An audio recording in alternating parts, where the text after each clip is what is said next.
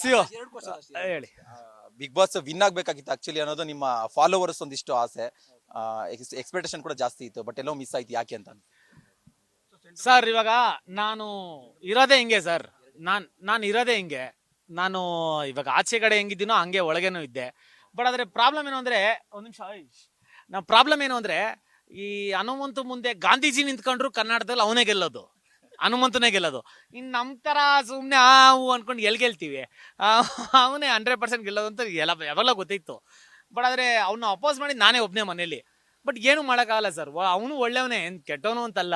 But ಆದ್ರೆ ಒಳ್ಳೆ player, ಅವನು ಚೆನ್ನಾಗ್ ಆಡ್ದ, ಎಲ್ಲ ಕಷ್ಟಪಟ್ಟೆ ಮುಂದೆ ಬಂದಿರೋನು ಅವನು.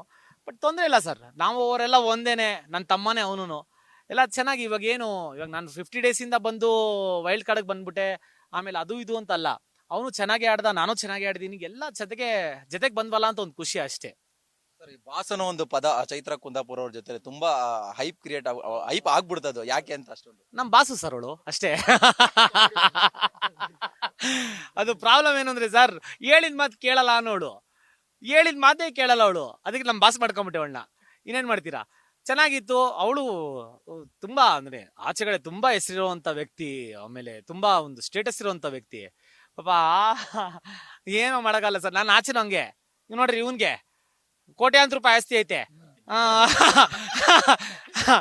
ನೋಡ್ರಿ, ಅವ್ನ್ ಗಾಡಿ ಓಡಿಸ ಆತರ. ಏನ್ ಮಾಡಕ್, ನಾನು ಹಂಗೆ. ಸರಿ sir, thank you so much. ಎರಡು ರಜತ್ ಇಷ್ಟೊಂದು ಅಗ್ರೆಸಿವ್ ಯಾಕೆ? ಸರ್ ನಾನು ಅಗ್ರೆಸಿವಾ? ಇಷ್ಟ ಚೆನ್ನಾಗಿ ಮಾತಾಡ್ತಾ ಇದೀನಿ ನಿಮ್ಮ ಹತ್ರ.